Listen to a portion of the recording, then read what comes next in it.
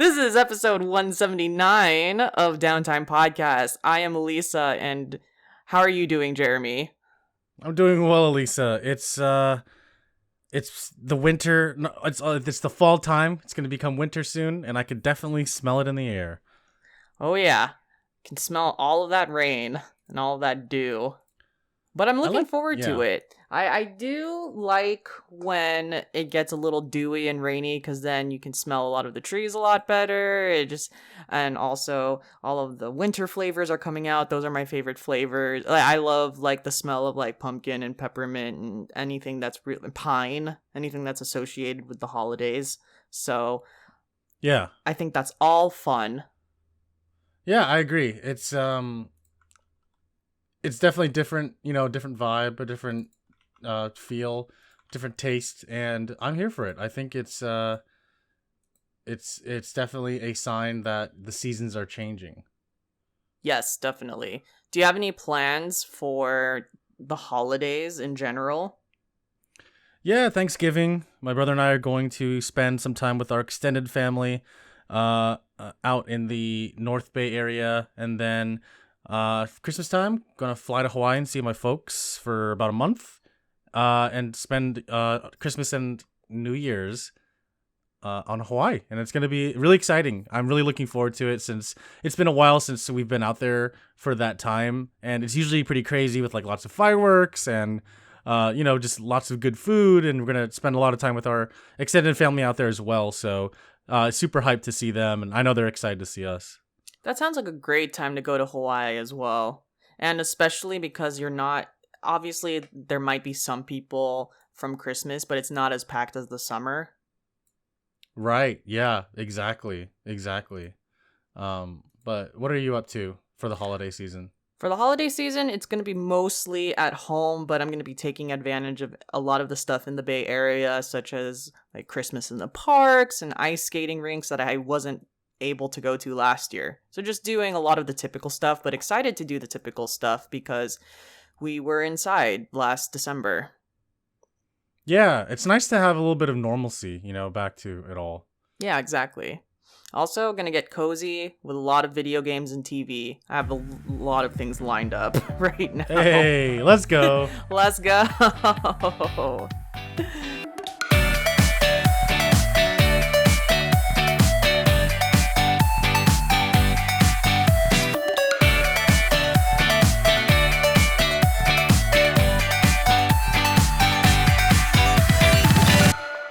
I finished this weekend the Cowboy Bebop remake.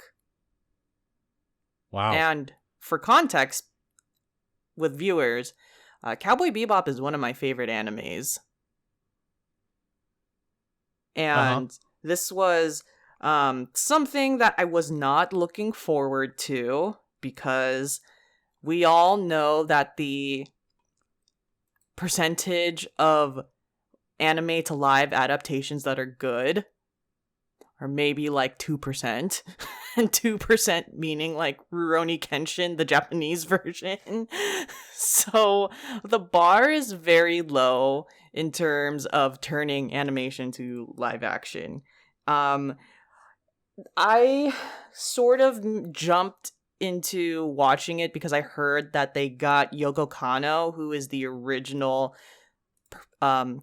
composer of the jazz score of Cowboy Bebop, to remaster and redo all of her songs for this. And I was thinking, oh, that's different. They actually got the original composer. So I gave it a shot. I'll preface this by saying that there's a lot of things that I would have done differently, and there's a few storylines that I probably would have chosen over the ones that they did so far. Also to say that, this Netflix version of Cowboy Bebop is season 1, is kind of like treated as a season 1. So for example, you're not going to see Ed. That's not a spoiler, by the way. That's based off of the promos and the commercials and whatnot. So based off of all of what you've seen so far in the promos, it's only focused on Jet, Spike, and Faye. And seemingly, if this show gets renewed for season 2, that's when you'll see more focus on Ed. So it's pretty much the first half of the original anime. There's some stylistic things I'd change, but I'm not gonna lie, I will say this is one of the better adaptations, but the bar is low, Jeremy. When I say the bar is low, like, we've been ruined for years of remakes of animes that I don't know where this even ranks. But to my viewing experience, this was better than, say, Death Note and what's the one with ScarJo that she completely butchered I forgot what that one was called. Yeah. God, that one was so bad. And also The Last Airbender. Oh god, this is all terrible. This one is okay. It's okay. Yeah. I didn't watch the Ghost in the Shell movie, but I heard bad things about it. It's bad. There's no point in watching it. Got it. But Cowboy Bebop is okay. They went in some different directions, and they went with some very interesting camera angles as well. But overall, it's okay. It's not the best thing, but it's by far not the worst one. So okay, yeah, that's good. Yeah, so I think that if you're very true to the Cowboy Bebop lore and that story and the movie, if you're watching this, you might be very thrown off with some of the stylistic decisions and storyline decisions they made. But if you're just if you kind of let loose for a little bit and you kind of take it for what it is not as bad as the other anime turned lives. Yeah. Thank you for that. I'm still excited to watch it. I'm a huge anime fan, and I really like Cowboy Bebop a lot. So, I mean, I feel like the next obvious choice for a quote-unquote live-action remake of an anime series would be Samurai Champloo. So I'm kind of curious to see and watch this and determine for myself what the next iteration of an anime live-action series is going to be like. I've thought about this before, and in terms of Samurai Champloo and Cowboy Bebop, and really any things that were made by Shinichiro Watanabe, one thing to say about these animes is there is some sort of root that you can create the scene or the visual effects off of that won't make it look too ridiculous. And what I mean by that is, for example, Cowboy Bebop, they're space bounty hunters, so you just have to put them in space, and you might have to give them some weapons and give them some spaceships, but overall those are things you can replicate because things like Star Wars and Star Trek exist. Samurai Champloo, they're samurais, really. So yeah. There's not, like, in terms of the costuming and all of that stuff can be pretty easily replicated as well. For one, Netflix has the rights to One Piece. That one, I'm like, look, I don't know how this is gonna turn out, especially something like One Piece. That is just to say, Cowboy Bebop and Samurai Champloo, I think, are good animes to turn into a live, and dare I say, Death Note, in theory, should have been one of them too, but they ruined it because... Yeah. You bring up One Piece, and it's interesting because they announced that everyone has been cast, and they showed the main cast, and, it looks cool to see all the live-action versions of these characters, but it's going to be a very special effects heavy show. Oh, so 100%. I'm just like, how are they going to do this without it looking like terrible? And unfortunately, I just have a low expectation for it. I don't think it's going to do well. I don't think it's going to look good. I don't think it's going to meet the expectations because One Piece has like such a large fan base. And I only think that they could disappoint the fans, and it can't go up from there. Like they have to be. It's only, it can go only one way, and I don't know, like if it comes out and it's really good, that's cool, but at the same time I'm kind of worried, because I don't want the stigma to be like anime movies are bad, because like we had we've had some pretty decent anime live action remakes. Like Speed Racer, I really liked. A lot of people are like, oh, like what the heck, this is such a terrible adaptation. But if you really are a fan of Speed Racer, you'll notice that like it is a pretty faithful recreation in both its casting and its story and visually. That's just my opinion, but of course, watch it for yourselves to find out. And I want to hope that anime live action media starts to become a little bit better and more, mainstream. Because if they can do it with comic books, they can certainly do it with manga. Yes. I think One Piece being such a visual effects heavy thing, I wonder if Netflix is just not the right medium to have that sort of TV show. I would want some backing that pitches a lot of money to them, like movie status, like blockbuster type of money, because that is a lot for Netflix to take on with One Piece. The good news is no one in Japan is going to watch this remake, so that's going to be great. So I don't think it's going to ruin the reputation of One Piece, at least in Japan or anything like that, because they're just going to be like, I'm going to read the shonen version and right. I'm going to read the weekly, or I'll just watch it on TV. But I highly doubt anyone over there is really watching the Cowboy Bebop remake. And maybe they are. Maybe I'm wrong. So I would like these things I have a very strong opinion about animation in terms of I do want animation remakes to be better, but at the same time I have this mindset that sometimes when a creator makes and chooses the medium, they choose that medium for a reason in terms of the narrative and the storytelling. And I do believe people choose cartoons and people choose animation for a reason. And I don't necessarily think every single thing in the world needs to be remade to live, because they chose that form to tell the story that live can't do, for example. And to the point, there's reasons to choose live versus animation as well. Sure. Cool. Yeah. Once I watch it and finish it, I will be able to talk about it with you here. Yeah, totally. It's gonna be interesting. Yeah. Still on the topic of movies and TV shows, I just came back from watching Ghostbusters Afterlife, and without spoiling anything, I think it was a really good continuation of the series. It definitely is the Ghostbusters 3 that everyone has wanted.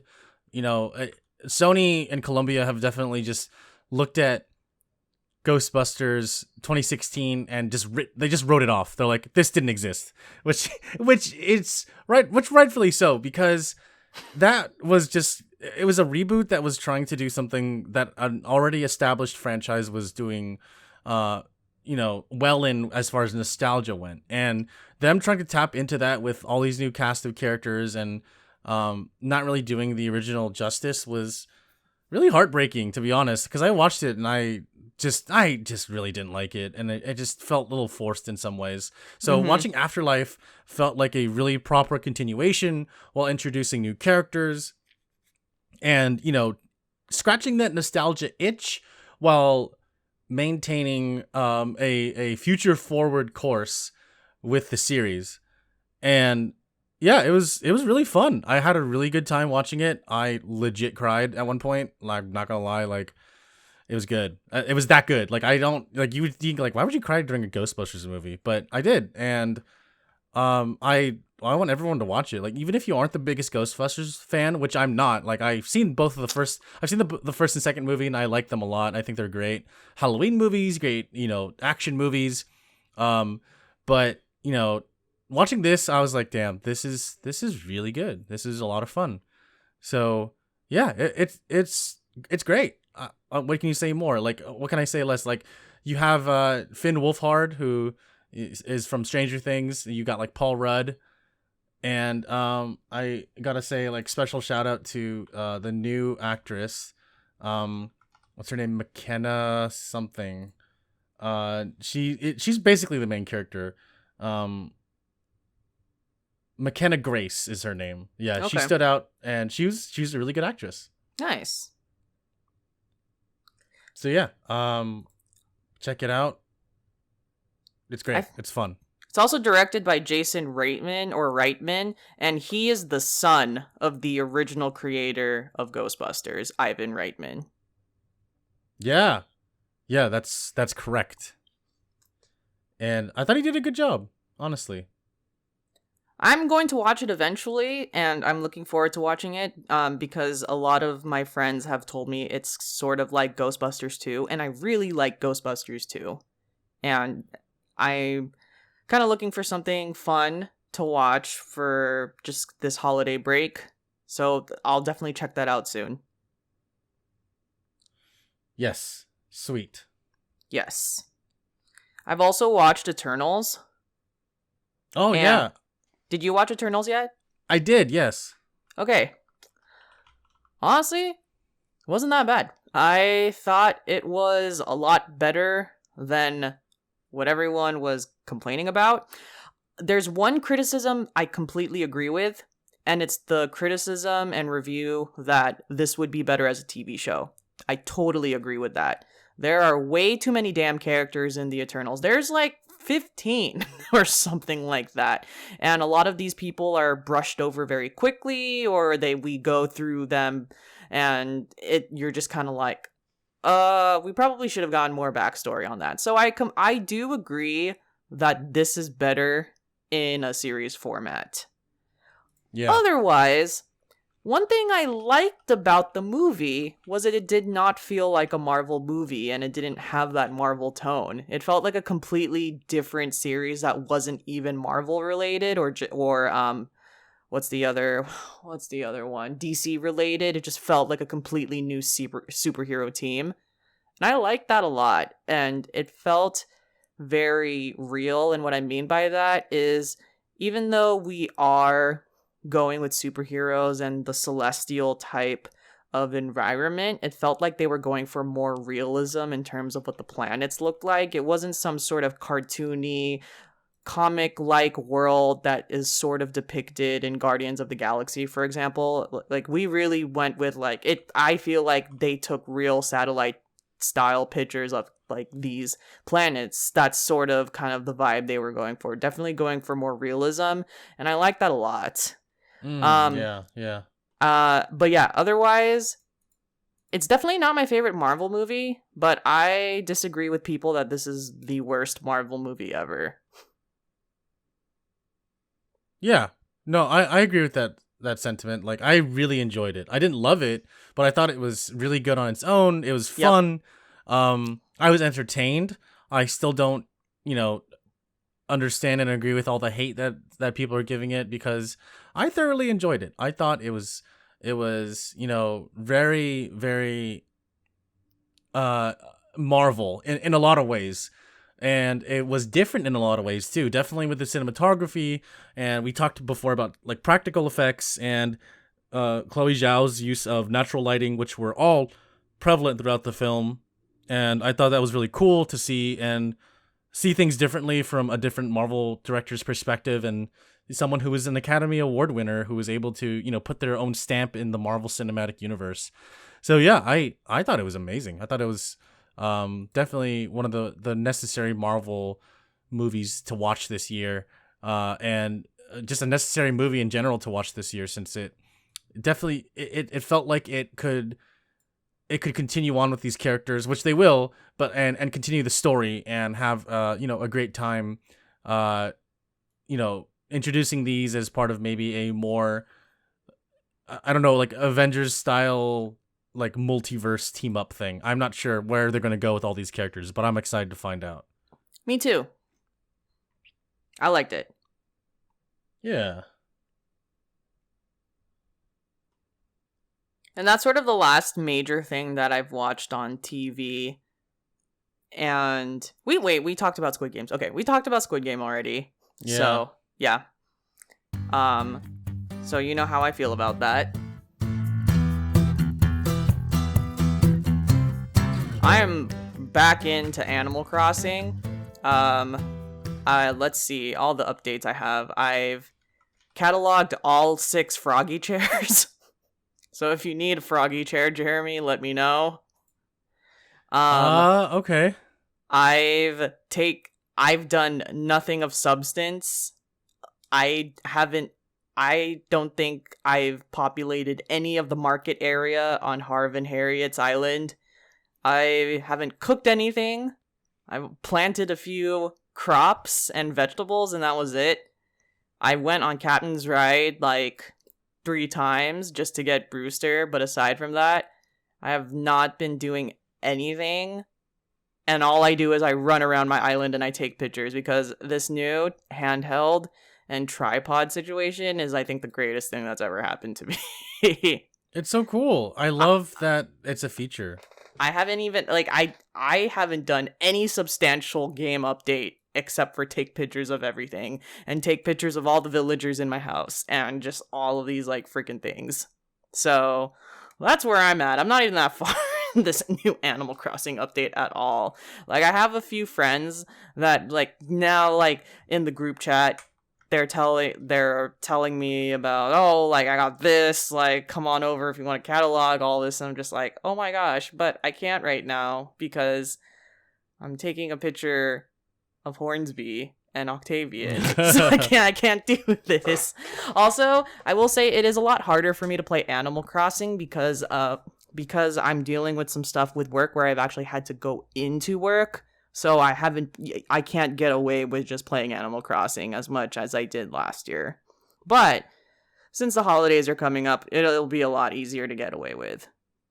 But that's my Animal Crossing update. Yeah, that's how I feel too. Like, I've been so busy with work that I haven't had time to sit down and like watch an entire show or like, you know, or play an entire game through, or to just like take a moment to read an entire book or read, like, you know, get through a major chunk of a book. And I'm in the same boat as you when it comes to Animal Crossing as well. When the update dropped, I bought all of the Nook Miles stuff, like, you know, like get the ABD, like, and get the storage shed. So I got those things, and then I went to Harv's Island, and over the course of like 9 days, I unlocked every single shop that was on Harv's Island. Haven't unlocked anything. Yeah, no, I feel that. And then I went to Brewster's. I unlocked Brewster's, and that was cool. But other than that, like, I haven't really redecorated my island. I haven't touched anything. I played around with the camera stuff, which was awesome. But yeah, I haven't really changed much. I've just been like, looking around and seeing things, and was like, oh, okay, like I can craft this now. I can cook this. Didn't do it. You know, I'm just like, whatever. Like, it's always going to be there. And I'm kind of busy playing other stuff. So yeah, I'm in a similar situation with you. Oh, that reminds me. The one thing I'm making is I'm making a theme park. You can get all of the theme park related items through Nook Miles, and I'm so happy that they added all of these things so I can make a legit theme park boardwalk in my island. So that's what I'm doing. I've been so jealous of it, seeing it in Pocket Camp, but I'm glad they finally added that stuff. Yeah, it's cool. So that's happening. With The Sims 4, I'm super obsessed with this new expansion pack that I got, Seasons. And currently in my lineage, my Sim has a florist career and is a flower arranger. So they live in this really nice place and they just arrange flowers, and they have a nice garden. And so I'm just like boosting up gardening skills, and then I sell this stuff at the flea market in San Myshuno with City Life. And I had my Sim, for people who play The Sims, I had my Sim marry someone from the land grab family, which, if you know, for anyone who's a Sims fan, that's like a lineage family similar to Bella Goth and the Goth family. So they're married now, and I guess I'm expanding the land grab family. So that's my update with The Sims 4. And then, not really an update, but I just wanted to tell people that I finished Neo: The World Ends With You, and I liked it. Week 3 by far was my favorite part of the game, and it got substantially more difficult, but it was a lot of fun defeating the noise and dealing with all of the controls when you got up to 5-6 people on your team. Overall, like I said, I still think that the dialogue is a little bit wordy, but I'm very satisfied with The World Ends With You. I thought it's a fun JRPG to play. So I've been playing Far Cry 6, the latest entry in the Far Cry franchise, with JP, who has been a recurring guest on this podcast. And yeah, we're playing the entire single player campaign co-op. It's been a lot of fun. The main antagonist is played by Giancarlo Esposito, who is best known from the Breaking Bad series, as well as The Mandalorian. And he shows up here and there. You can hear his voice throughout certain parts of the game when you're like raiding a base or like trying to clear a checkpoint. You'll hear him over the intercom speaking a recorded message out to the people. The game takes place in a fictional country called Yara that is modeled, I'd say, culturally after Cuba, with like a dictatorship, and then all the cars and technology is kind of 1950s style, since it kind of feels like it's a place that's stuck in time. It's cool. I really like it a lot. I like the music and the culture and the themes. One funny thing is, since he and I have been streaming it on Twitch, every time that there's a radio playing, we always try to turn it off because of copyright. We don't want the song. We don't want our streams to be like get a copyright strike. So we always try and block it. And so we turn off the radio and we're like, oh no. We'll like talk loud over it. It's been hilarious. But the music has been amazing. I love the music. There's even a gun that shoots CDs and it plays the Macarena. And I hate it because it plays the Macarena and I'm trying to just shoot somebody with it. But there's an option to turn off the music. So when you're shooting it, you won't hear the song. But every time you shoot a CD out of it and you charge it up, when you start charging it up, it starts doing the chorus of the song. But then if you just shoot it without charging it up, and you shoot multiple times, it goes, hey, hey, hey, like that. It's pretty great. My favorite. Like, I've heard a few reviews of the new Guardians of the Galaxy game, which, by the way, I've heard is actually pretty good. I don't know if I would get it. But it's decent. Yeah, I heard it's actually a lot better than Marvel's Avengers. But when you're in battle fights, all of a sudden Never Gonna Give You Up would play in Guardians. And I feel like this has that same energy. Yeah, it's like, especially if you stream it, you're like, no, I don't want this right now. I please stop. But I mean, I've been playing Far Cry 6 a lot offline, and the music has been just a lot of fun to listen to. And the main character, you can choose either a male protagonist or female protagonist, and your name is Danny. So for the male, it's Danny, I believe. And then for the female version, it's Dani. And I chose the female version. But regardless of which gender you choose, your character will sing along with the songs on the radio, including the Macarena if it pops up, which is so fun because like they're just belting out with the song as it's playing. It's so fun. I'm like, oh, this is cute, because it's like those are things that we would do in real life too. You know, like our favorite song comes on, we know all the lyrics, we're gonna sing to it. It's great. There's these things called amigos, which are like little pets that help you. They have certain like characteristics, and they can like, you know, heal you or get you up when you're down, or like scan cameras and scan targets for you. My favorite one so far is a little dog.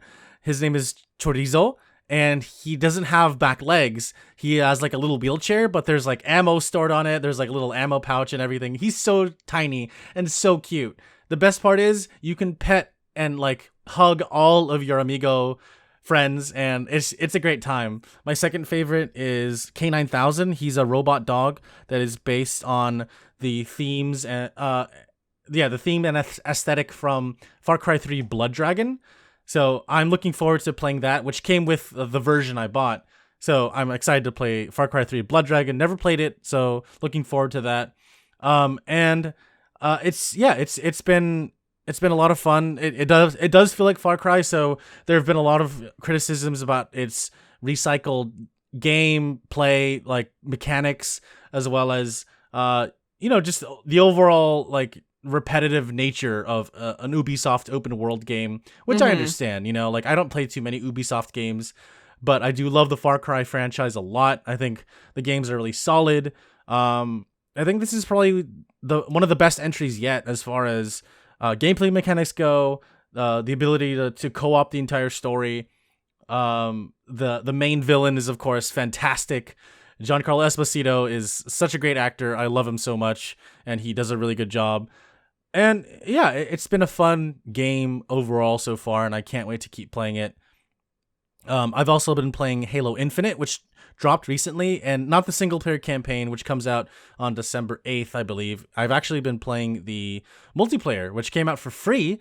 So Halo Infinite multiplayer is free to play, and it's been fun. It feels like Halo. And you can have a squad of up to 12 people, because Nice. You can do this thing called Big Team Battle where it's 24 players, so you can have 12v12. It's so fun. I love Halo a lot. I love the story. I love the style.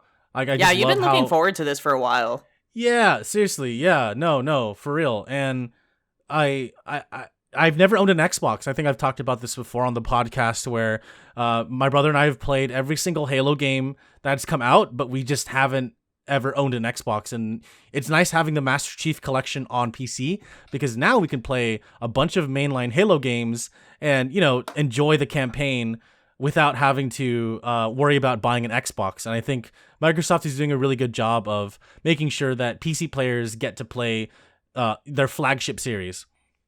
And yeah, Halo Infinite multiplayer has been a lot of fun. I've been playing it a lot with some buddies, and we're all like, reminiscing about the days when we all used to play Halo, like 1 and 2 and 3. And yeah, Halo Infinite has been fantastic.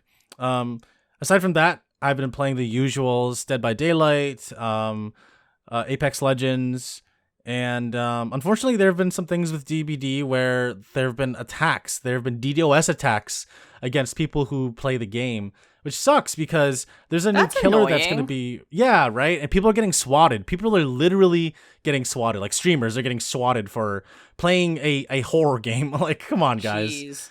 Yeah, and it sucks because there's a new killer being released. Her name is The Artist, and she's a painter. And I think this is one of the best killer/survivor DLC releases they've done in a long time, because she doesn't have hands. Her hands are like ink drops, and like it's a bunch of ink that forms into a hand shape, and her eyes are all black, and there's like ink coming out of it. It's freaky. She's a freaky looking killer, and her map is really cool too, because it's like a giant tower that you can go inside of and run around in, with a bunch of graveyard stones in the front, and out from the ground are these ink blots that are like dripping out into the sky. So like, they're reverse dripping. Instead of going towards the ground, they're dripping up into the sky, and it looks really cool. The whole aesthetic is awesome.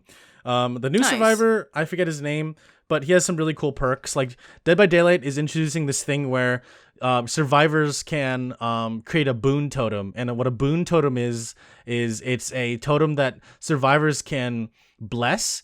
The totems are these little like skull and bone things that are on the ground, and there's usually 5 in each round. And killers can start with what are called hexes, which one or if not all of the hexes, all of the sorry, not all, but like if most of the totems can be possessed by a hex, and it's up to the survivors to find it and clear it, because it could activate a silent perk or an active perk that happens with the killer. But with the survivor boons, you can go up to a totem and bless it, and then it has an effect, like anyone can heal with it, or you can get up faster, or you can like have some kind of positive effect towards survivors. Okay. And yeah, and so the new survivor adds to the hex build, where I think it's like you can stand up from the dying state 90% faster, or like recover 90% faster, or something like that, which is really cool, because it finally gives an advantage for survivors to continue looking for totems and trying to create a more strategic way to win the game. But regardless, it sucks that all these attacks are happening to streamers and to players because I still want to keep playing DBD, but this is something that's forcing me to be like, I don't want to play anymore because I don't want to be attacked. Yeah, of course. You have to wait for... I don't know how much security there is in terms of the company and whatnot, and just like making sure that it's beefed up to prevent these attacks. Or I don't know if they've addressed that. I think I haven't been following the news closely, but I think they have, and they're trying to find a way. For sure. Well, I hope they Yeah. do, just because it seems to be like a fun game. Like I've seen like you play a lot, and it's just like, why that game too? You know what I mean? Yeah, it sucks because I really like that game. It is one of my favorite games. Yeah. Um, Hopefully that gets Yeah. resolved and you'll feel more comfortable playing it. Thank you. Yeah, I really hope so. I really, really hope so. But yeah, so just looking forward to it. And yeah, after all that, I've been playing Lost Judgment, and I haven't had a chance to continue playing it since last weekend. I've been really, really busy these past couple weekends. And I'm sorry, this past week and this weekend I've been busy. But yeah, I'm currently on chapter 5, I think. Like 2 weeks ago, I played Lost Judgment, and I was trying to get to the main story, but I was so distracted by the school stories and intrigued with all those missions and those things, and hating the robotics club. And So you've actually played the Robotics Club. Yeah, Yeah. I'm not a fan, to be honest. So the Robotics Club is very much like a Tetris tactical game. It's very similar. I like to compare it to the Valkyria Chronicles tank making mechanic, where you have to make these tanks and you have to swap equipment and you have to make sure that the parts are using enough units and cost to get to where you need to be. But in terms of actually playing the robotics game and the board and playing the scrimmages and just playing against other high schools, it is very difficult to kind of maneuver and get into. Now, I finished the robotics game, but that's because I was determined. And I very much like when I played that garbage game for the first time in Like a Dragon. And I was like, what the hell is this? 5 hours later, oh god, what am I doing with my life? But that was like the type of motive. So the robotics game is like the mahjong of school, but I did finish it, but there was a lot of willpower and a lot of me trying to not throw my controller that was needed to finish the robotics game. Yeah. Wow. I feel it because it's very frustrating. Oh yeah. I'm on chapter 11, and I think at this point in the game, I'm probably maybe I'm like 1 or 2 chapters away, I bet, from finishing the game. Okay. Yeah. Nice. I've been And- trying to gun through the storyline to get closer to the end, but I've been so distracted by like playing mini games and going to the arcade and just like doing all the side stuff. And like I've been so distracted. Well, the mini games are life, so I don't blame you. Like, Yeah. I'm pretty sure that I've finished majorities of these school sub story. Like, if you just played Lost Judgment and you only played the main storyline, I think this might be one of the shortest Ryuga Gotoku games of all time. I think this might be shorter than Yakuza 3 and 4 or something. Like, when I think about the amount of time I invest in Serio High School and the amount of time I'm playing in the game, I'm like, this game's shorter than regular Judgment, the very first one. And I like that, but then again, like, the school system is just a lot of fun, and all of the sub stories, dealing with that and being an advisor to freaking 8 clubs or whatever is very fun. Nice. Yeah. Yeah. And also, I'm super addicted to skateboard racing, so that's a thing now. Awesome. Yep. Yeah, I don't remember exactly which part of the main story I'm on. Yeah, I honestly I don't even remember. I've had such a long week and a long weekend that it's literally been like 7 days since I last played Lost Judgment. But damn. Oh, I see, for sure. Yeah, I'm sorry, I can't talk about it. I can only tell you like all the side stuff I did. I don't remember the main story part. Yeah, but that's I'm having fun. Yeah, I could tell you more after next weekend. I hope I get to play Lost Judgment next Sunday, but we'll see. For sure, for sure.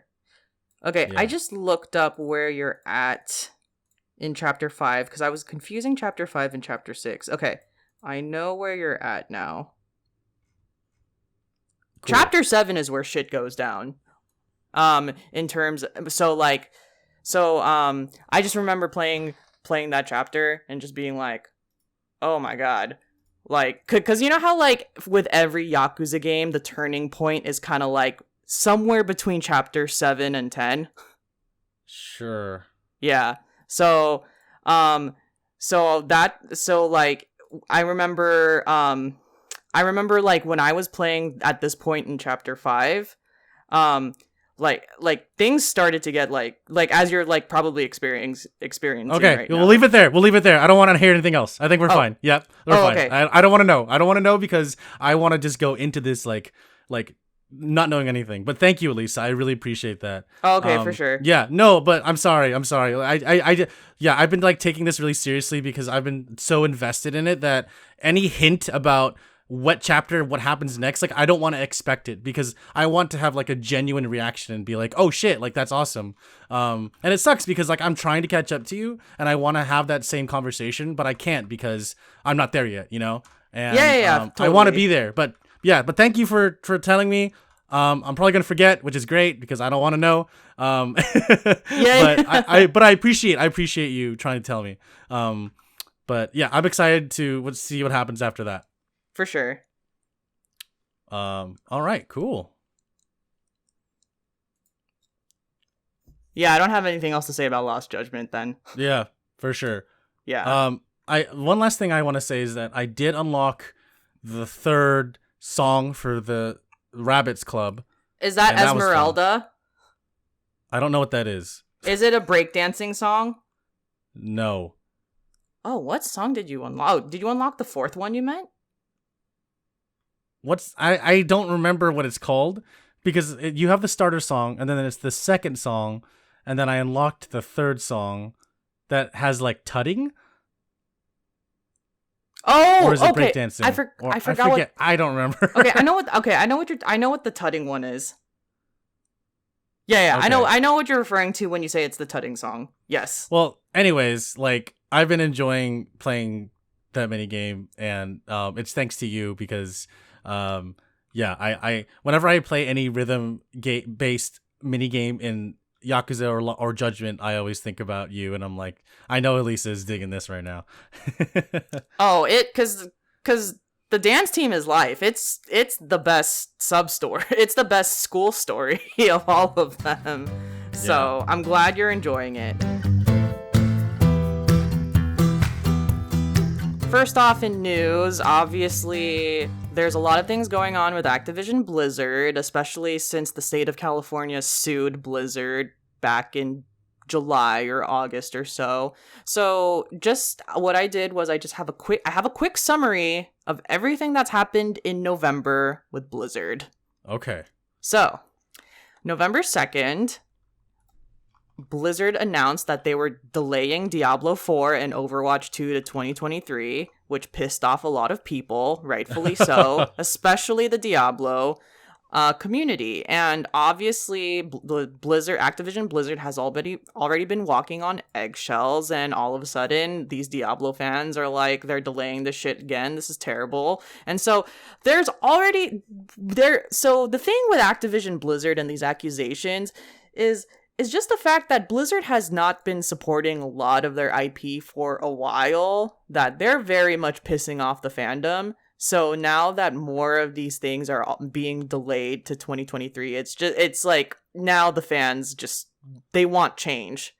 So they want some sort of new leadership, or they want something.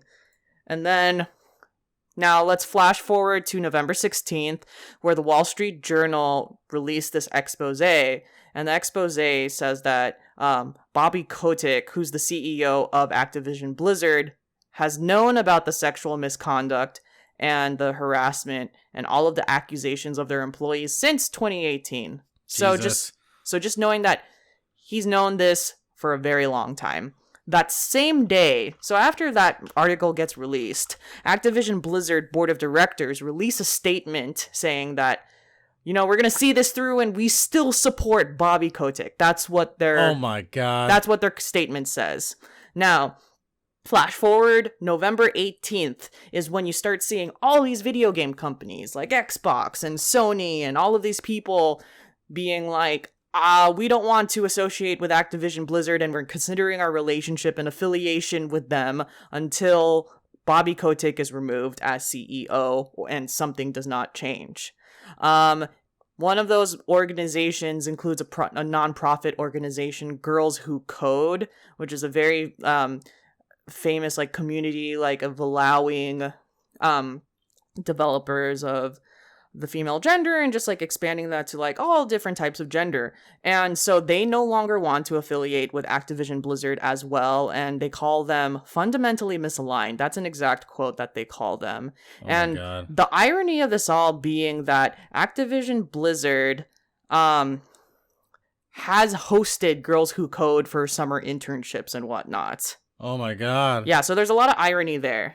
And then finally we get to November 19th, which is the latest update, where Activision Blizzard employees have a petition for Bobby Kotick to resign. So these are the employees, not the board of directors, and over 1,000 employees have signed it.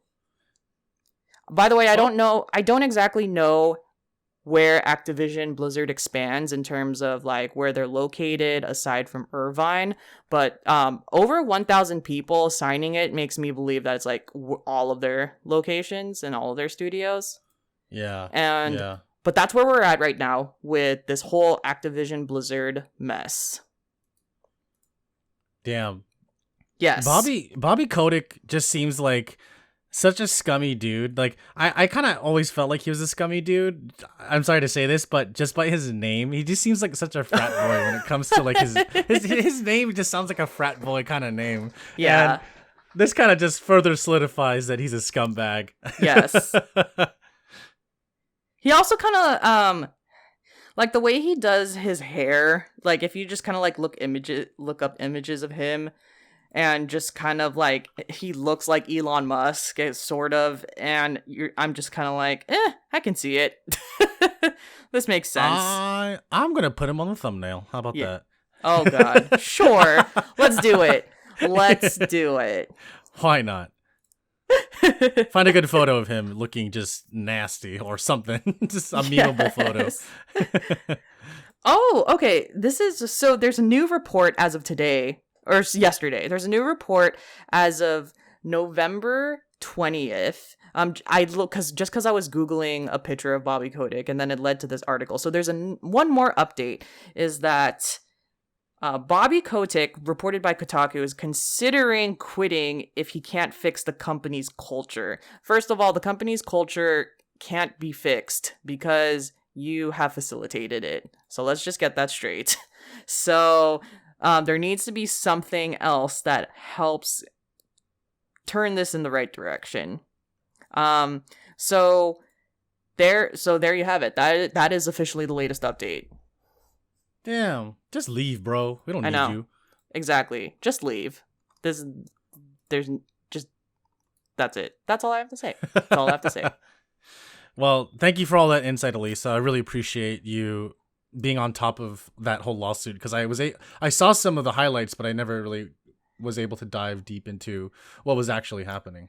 To be completely honest, I haven't really dived deep into this until that like maybe 2 months ago when the state of California sued Activision Blizzard for the first time, and they released what the grounds were. That was like the last time I really looked into it. So for these updates, I was like, I need the summary because there's a lot of things happening at once. There's a lot of things happening in these 5 days that this is all got released. So I'm glad I could help summarize it for people. Yeah, no, thank you. Yes, no problem. The next update we have is G4 TV is back. Yes. It got launched for realsies on Comcast November 16th. So this means Attack of the Show was back. All of these things are back. Like, a lot of people who were from the original TV shows, such as Blair Herder. So Blair Herder was the previous ex-host, or like he's like the ex-host of X-Play. They're back in leadership positions. So a lot of these people who were hosts are the people facilitating this launch and this comeback. And I just find it very interesting. So like the channel is back on Comcast, and I'm not sure if it's back on satellite or like Spectrum or whatever, but a lot of these shows are back. They're uploading them on YouTube also. Like, I saw a little bit of their newly Attack of the Show, and they had some like WWE wrestlers that are known for gaming. Like, you know, like if you've seen Austin Creed before, Jeremy. Yeah, I talked about how I met him on the podcast. Yeah. So he was featured on Attack of the Show. I was like, oh, Saw God. him, with Kevin Pereira. That was a trip. I was like, yo, that's so cool. Yeah, they're pulling all of the stops. The one quote that I thought was pretty much summarizes why G4 TV came back was from Blair, who, like I said, used to host X-Play, is now the senior VP of branding. So that's a turnaround. He was saying that because the gaming landscape is changing and because it's super saturated now, they want to bring back G4 TV as the central hub. So, and currently in gaming, like, you can just create a channel or a Twitch. You can do whatever you want. And you can have all of this stuff, and like you can pretty much watch anything on whatever channel, whatever personality you need. But G4 TV is coming back with the note that we're bringing this back and being the central hub of all of this. And so far, I think the launch has been not bad. Like like I've seen a lot of people talk about it and a lot of people watch it. Yeah, I actually caught Attack of the Show and X-Play a couple days ago, and I loved it. I loved the style. It was very, very reminiscent of the older version of these shows. And, you know, I'm happy because nothing's changed. And, you know, you would think that people would be bored of it. Nope, everyone was there. Like, people in the chat were like, wow, this is crazy. Like, this is so cool. And, yeah, I mean, it's cool because people get introduced to the show, like new audiences get to see it, and old audiences get to enjoy it, like just scratching that nostalgia itch. It's great. Yeah. It's great. It's crazy. It's fun. Exactly. And there's a reason why like gaming journalism, like IGN, GameSpot, Kotaku, even with all of these YouTube channels and these Twitch channels, these journalism sites still exist. And so there's no reason why G4 TV still can't exist. Yeah, absolutely. And I'm looking forward to watching a few things just because I did like Attack of the Show. Yeah, same. Yeah. I really liked Attack of the Show. I was a huge fan of X-Play, and I'm happy that Adam Sessler is still the host, although I do miss Morgan Webb. Can you imagine if Jessica Chobot came back? That would be insane. I feel like a lot of the old hosts will come back as like guests for like a couple episodes. Yeah. You know, like it's inevitable, right? Yes. And also Jessica, I think, is married to Blair now. Oh, well. Yeah. There you go. I think. I'm not sure. Don't quote me on this. So. One of the big updates came with, or one of the big news and like launches and like mess ups came with Grand Theft Auto the Definitive Edition. So I don't know if you know what's happening with this, but pretty much Rockstar Games was just like doing a trilogy, remaster of Grand Theft Auto 3, Vice City, and San Andreas. And for a lot of people, including myself, Vice City and San Andreas, they're fan favorites. Yep. They're a lot of people's favorite games. Yep, mine too. Yep. So in theory, you would just think that like remastering, reporting, this is like not a big deal. Like they're like, who cares? So what happened was Grove Street Games was the studio that did the remaster and the definitive edition. Now, Grove Street Games is a studio under Rockstar that specializes specifically in Rockstar's mobile games. And they were the ones that were in charge of the definitive edition and like its launch. And during its launch, it was so buggy and the visuals just did not look that great. And from what I've been hearing on launch, like the PC version didn't even work for a few days. So it just got completely botched when all they had to do was just like release these 3 games and make sure it works on PlayStation and Steam and and Xbox and whatever platform, or like Switch, whatever platform you're playing it on. But like they completely messed it up to the point that Rockstar had to apologize because it was so buggy, and anyone who bought the definitive edition would receive the classic versions of GTA 3, Vice City, and San Andreas for free on the Rockstar store until June 30th, 2022. Oh. Yeah. Wow. So, first of all, I just think it's funny that, like, they're offering the classic version of GTA 3, Vice City, and San Andreas, like, for free now. That should really just have been what we received in the first place. Yeah. Like, I don't see how that was even that difficult to accomplish, especially because, like, you can get a lot of these things, like, on PS4, for example. But yeah, that's all there is to it. They totally screwed up the game, and it was buggy, and there's gonna be a fix coming out soon if you have it. It may have already come out, and I just didn't know.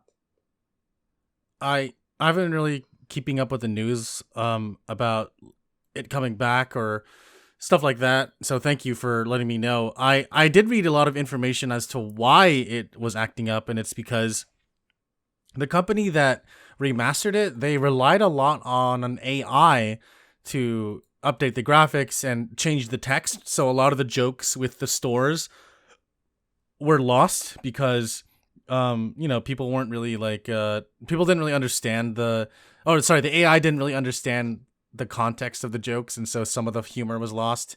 And there was a really famous clip that went viral on Reddit of a guy in GTA 3 who was like driving, and he was turning his car left and right constantly, and he was going really slow, and the AI would stretch out the entire car's model and make all the tires like blocky. It didn't really hinder the car to be undrivable. It just made the texture and model of the car look bigger than it already was, and the more he did it, the wider it got. It just kept expanding and expanding and expanding because the AI wasn't able to like lock on to the specific like model or something. I forget exactly what was happening with the model, but the AI was messing up, and I was like, wow, that's unfortunate. yeah, and so that's like the biggest reason why like a lot of the stuff was glitchy, and it sucks because it looked really cool in the trailers, but it's a classic case of don't believe what you see until you actually get it. Yeah, exactly. Also, this really shouldn't have been that hard is my issue.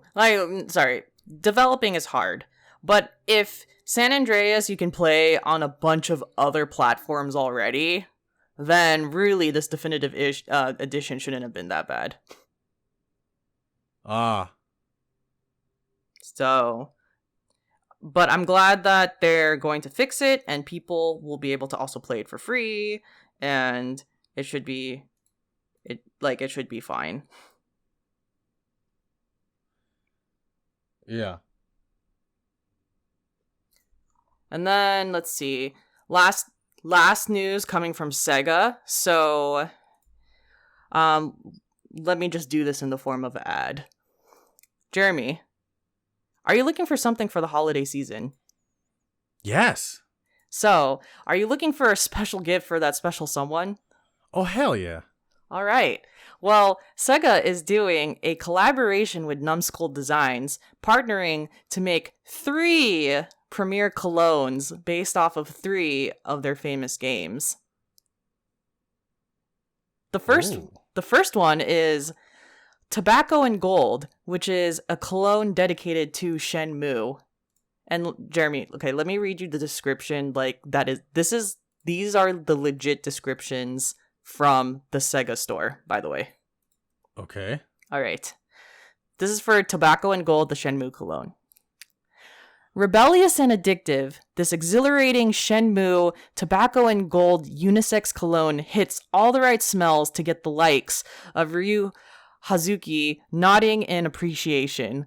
Enjoy this rich fragrance with top notes of clashing cardamom and bergamot, smoldering golden tobacco, deep orris, and strong patchouli base. This scent is ideal for presenting as a gift to a loved one or for yourself. That's real, by the way. Oh, wow. Where can I buy this? The Sega store. Only the Sega store? I saw these on the Sega store, but I can't confirm if it's on Amazon or anywhere else yet. Okay, and this is only Shenmue related? No, there's 2 more. There's 3 premier colognes. The next one is a illustrious Sonic the Hedgehog cologne called Blur. Okay. Add a gorgeous, refreshing scent to your everyday life with this invigorating Sonic the Hedgehog Blue Blur unisex cologne.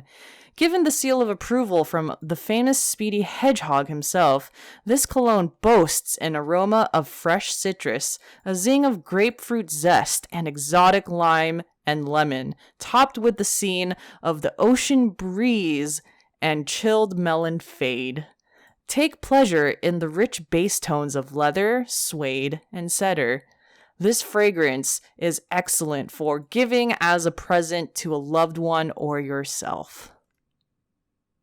What the fuck? But let me tell you, last but not least, maybe the best gift of them all.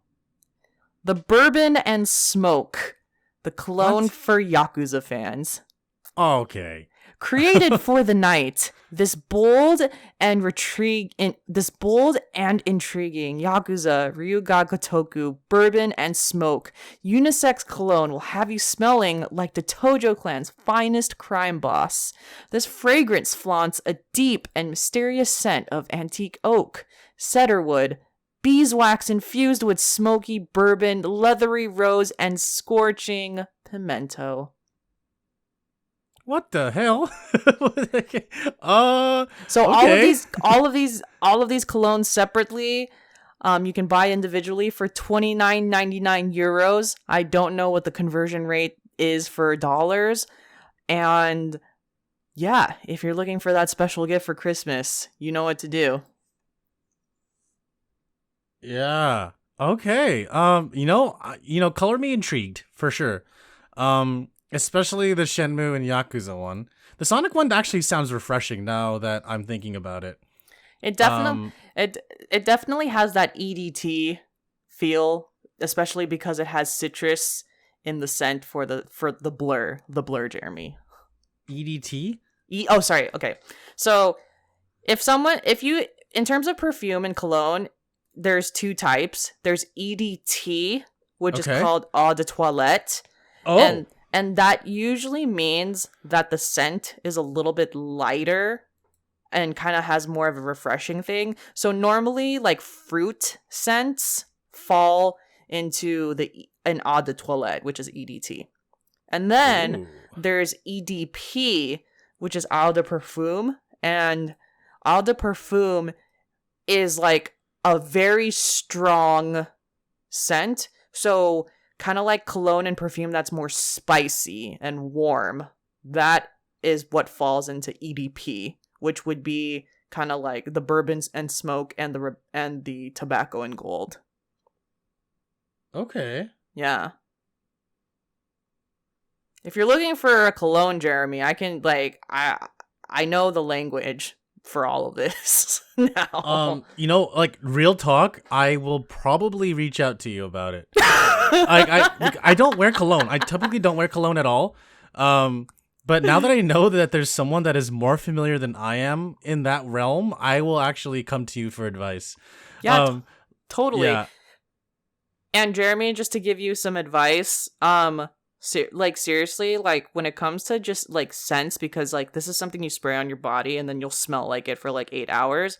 Like honestly, like this is like a week's process of just like going to, perfume stores or cologne stores and just trying it on and then just seeing how you feel and just testing it. And then after like a few weeks of like trying things that intrigue you, then you kind of just figure out which one you like. Especially because especially because you don't wear cologne. Now it's gonna be like interesting of you figuring out like, oh, what kind of scent do I like? Am I a fresh kind of guy? Am I a darker tone with some pine in it? Like, who knows, Jeremy? The possibilities are endless. Yeah. Yeah, wow. Okay. Yeah. I only have an Armani cologne that I only wear when I'm going to like a wedding or if I'm going to like a formal event, I'll put it on. But that's the extent of what I use as cologne and what my knowledge is. By any chance is this cologne called Agua de Gio? No. Okay.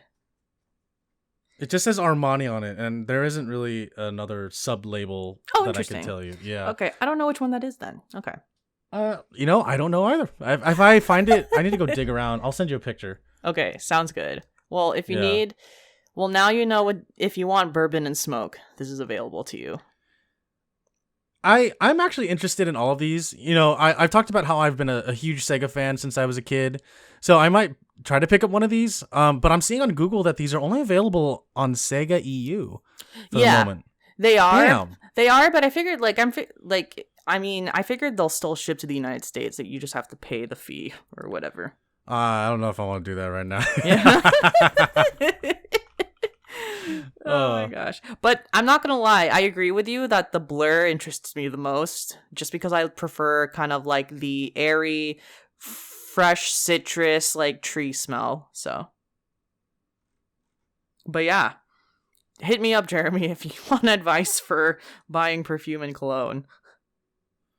Yeah, absolutely. Absolutely. I will definitely do that because, it's something I've been thinking about, as I get older. Like, should I start doing it or should I just wear it occasionally? Like, I don't know. I'll talk to you. I'll talk to you soon. Sounds about good. It. Yeah. Sounds good. I have one piece of news, but did you have anything else? I do have another piece of news, but we can switch with you. Sure. The only thing I have is that there was a Far Cry 3 mission that accidentally got revealed, and it's called Danny and Danny versus Everybody, and it was a mission featuring Danny Trejo, the actor, playing himself in Far Cry 6. Okay.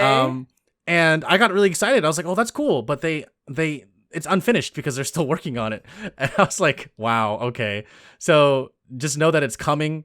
It's cool because it's his actual like facial model and voice in the game. So I'm excited for that. That's going to be awesome to see and play. But I'm kind of sad that that's awesome. I'm sad that first of all it's not available, and second of all that they're just teasing us. But yeah, it's pretty sweet. For sure. But that's all I had. I like Danny Trejo too. He's fun. People. Oh, he seems like a really, really wholesome and genuine person. Yes, totally seems super solid. So the last piece of news will relate to as we go into our questions for the week. So one of the directors of Ryuga Kotoku Studios, Masayoshi Yokoyama, just gave an update to Famitsu. And this interview happened on November 17th. and he was just talking about the studio and what's to come. And these are the few of things he said. So, number one, he was talking about how he is not worried about the restructuring of the company, especially with Toshihiro Nagoshi leaving, because basically he was just like, company changes happen all the time and we're going to be okay, which is the way to go because it is true. So he just basically confirmed that. He still feels basically very confident about the company. So Yakuza 8 is in the works, and he didn't announce if it's going to come out next year, but like just based off of the track record of the studio, it's most likely going to come out next year, at least like in fall. It's going to take place a few years after Yakuza 7, like a dragon. So we're going to flash whenever Yakuza 8 comes out. We are going to flash forward in time, like maybe like 4 or 5 years. So that's going to be interesting. Yeah. He talked about how Judgment is an important series to them, and that basically like that it's still on their minds. So like there really has not been a conclusion at all with this whole actor drama. Right. But he was basically talking about like Judgment is a series that like they like and like they want to continue moving forward with. And with Judgment on launch sold 140,000 copies in Japan like the first week. So this is like a series that people play. So I have no doubt with just the just all of that they're going to be fine. And then, last but not least, they said that they're working on a new franchise. So, a new franchise to join Yakuza and Judgment. I'm excited. That's going to be interesting. Yeah, and then, so now we're going to go into questions with, we got 2 questions from the wonderful Dave97. And his first question is, since Ryuga Kotoku Studio announced they are working on a new franchise, which genre would you like to see them tackle next? Okay. So what I'm thinking is, no matter what franchise they choose, are they going to relate it to Yakuza? Are they still relating it to gangs? Like, for example, like Judgment is about lawyers, but they relate it back to gangs to some degree. So do you think that this is going to do that same thing? Or do you think they're going to go in a completely different direction? I think it could go both ways, honestly. This universe is so varied and diverse. I feel like it could go anywhere. But what were you going to say? I was just thinking of some random things, and I think it would be cool if we got a female protagonist going in this next franchise. Yeah. Especially because in Judgment and, in Judgment 1, I really liked when we switched perspectives. And in Yakuza 5, I liked playing as Haruka, and I just think that we can have some fun here if it's a female protagonist. Like, there's a lot of different directions we can tackle. Yeah, no, I agree. I actually do want to see a female protagonist, but the Yakuza series has been so traditionally male centric, and beating up dudes as a dude is the whole centerpiece of what this series is. So when a female protagonist comes along, it's going to be interesting to see her either in the brawler style or the turn-based style beat up people. It's like, oh, that's fun because we got a taste of that in Yakuza 7. But having a central female character be the focal point for an entire game is something I'm really excited to see. Yeah, totally. I think that they can definitely create some good stories, especially because the women they do have in these Yakuza series, they're always badass. Yeah, absolutely. Yeah. So yes, there's a lot of potential. I would like to see that. Yeah, for sure. And something we've talked about before, but obviously the game will still be in Japan and that's fine, but it would be cool if for example, they had to fly to a different city, outside of Japan. Yeah, that would be fun. That would be honestly. Fun. Yeah. it'd be cool to see like so many different diverse like cultures and places kind of recreated faithfully in that engine, because I was so excited to see a lot of stuff in the Dragon engine, and I think it's so fun. Yes, agreed. There's a lot of potential now. Like if they went to Hong Kong, for example, that's a good one, or they went to like Seoul, Busan or something, that would also be cool, especially with the Dragon engine. Yeah, absolutely. And since like, yeah, even China as well, or Taiwan, because it seems like the Chinese and Korean gangs have been a huge focal point for story beats in recent games, and so it'd be fun to travel to those places. Oh, agreed. Totally agree. Yeah. But cool. Awesome. Yeah. And then the next question is, what are your thoughts on the most anticipated category in the Game Awards? Is it weird to award something to something that isn't even out yet? And so let me just pull up. I'm gonna pull up the category and then I'll just read it for you. Sure. Yeah, I haven't taken a look. I've been seriously like slacking on those kinds of things. Yeah, so we can totally talk about it. We can totally talk about it like another time, because I haven't looked. Also, it's a little hard to judge because a lot of these Game Awards, like especially Game of the Year, they're all PlayStation 5 games, and I just haven't played them yet. But so for most anticipated game, Elden Ring, God of War Ragnarok, Horizon Forbidden West, Starfield, and Jeremy, the way that they say this, the sequel to The Legend of Zelda Breath of the Wild. All right. Like, I mean, can we just get a title already? Like, I listen. Nintendo, listen. That is a mouthful, and everyone understands what it is, but children don't understand what that is. All right, Nintendo? We just want Breath of the Wild, whatever the subtitle is, or whatever new name you're going to give it. Exactly. I don't care what it is. As long as we know it's the sequel, and which we do. You guys keep telling us what it is. But goddamn, can you just give us the title already? Like, I know you're trying to keep it all hidden and secret because you want to wait until it's closer to release, but still. Yes. You know, the hype's already there. You guys already announced this like years ago, so it's fine. Exactly. God, I can't believe they did that. Anyways. All these games look fine. Hopefully, maybe I'll have a PlayStation 5 by next year to play the new God of War. We'll see. And then maybe I'll also play Deathloop, which is one of the games nominated for Game of the Year. Yeah. But I think all of these anticipated games look very exciting. But also, okay, Jeremy, this is a weird category because how do you win this? By being the most, like, what is the like, you know, the standard to winning this? Being the most anticipated game of the year? Like how much hype it has? Like, how do you judge this award? This is an actual award, Jeremy. I think just like, yeah, how much hype it has, but and like how much. Yeah, I think it's just how much hype it has. That's it. Yeah. Which, you know, everyone's hyped for, like, all these different games, but it depends on who you ask as well. Yeah. Okay. But yeah. I'm excited. I'm excited for the hype and the anticipation.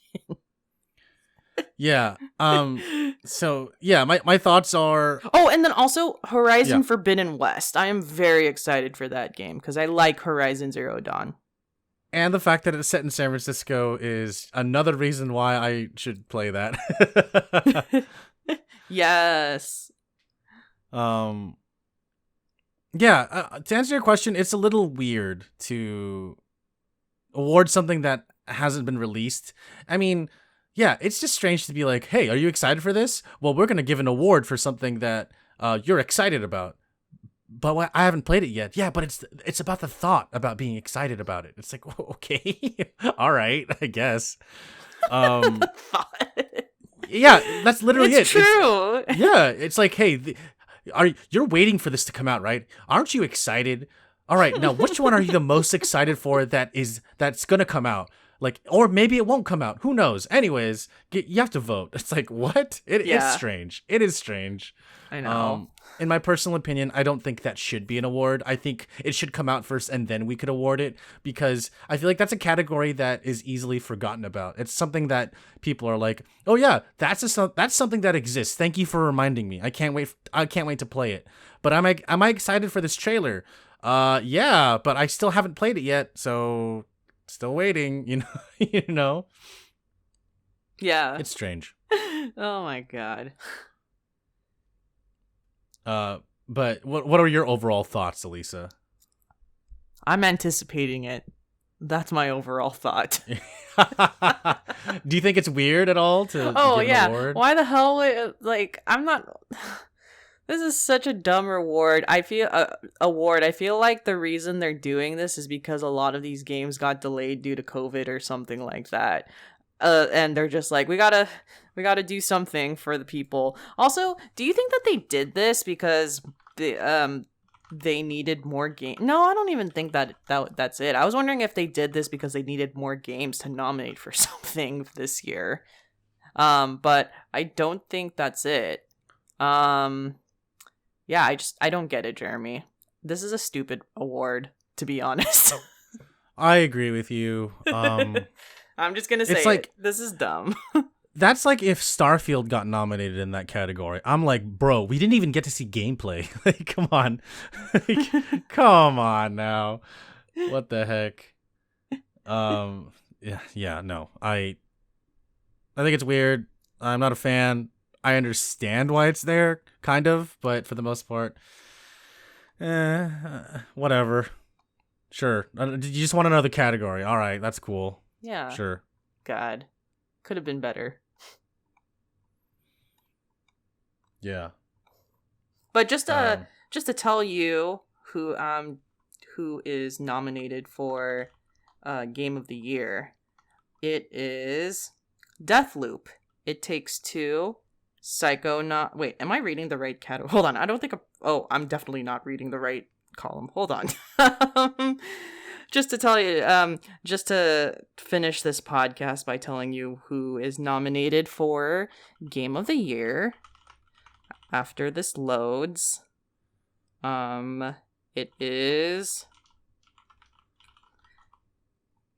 Deathloop, It Takes Two, Metroid Dread, Psychonauts, Ratchet and Clank Rift Apart, and Resident Evil Village. So these are a lot. I have not played a single game in this category. Yeah, I haven't either. I still need to play all these. I especially want to play It Takes Two. I'm waiting for a good time to play it. I actually own it. I just haven't touched it yet. For sure. It looks cute. Yeah. Okay, cool. But yeah, that is all wait, Hazelight Studios. Are these the people that do that Way Out co-op game? Yeah. Oh my god. Okay. Wow. Okay. I didn't know that. All right. On that note, thanks for everyone for listening to this podcast. If you have any questions. Wait. Real quick, I just want to say thank you, Dave /Chariot Goblin. Thank you for your question. Oh, yes, and, as always. Thank you so much. You're awesome. So sorry, Alyssa, go ahead. Oh, no. Building off of that. No, totally. As always, thank you, Dave. Yeah. And then if you are interested in asking us questions, you can contact us at www.downtime.live. There's a contact sheet there, and there's a form you can fill out. You can also email us directly at contact@downtime.live. You can join our Discord, which is on our website as well as in the description of this podcast. And when you join the Discord, we have a questions channel. You can ask us questions anywhere where we host this podcast. So Stitcher, Podbean, YouTube. You can ask us questions and we'll answer them. We also have a Twitter, and you can tweet us questions there. And last but not least, if you have Apple Podcasts, if you write a review for us on Apple Podcasts, we will read it on air. Yeah. And if you want to connect with us directly, you can go into the description of wherever this podcast is hosted that allows links. Click on the Discord. link, and you will get an invite to join us on Discord, where we talk about everything from movies, TV shows, video games, pop culture, and everything in between. So you can talk to us live, and it's a lot of fun connecting with everyone. Yes, exactly.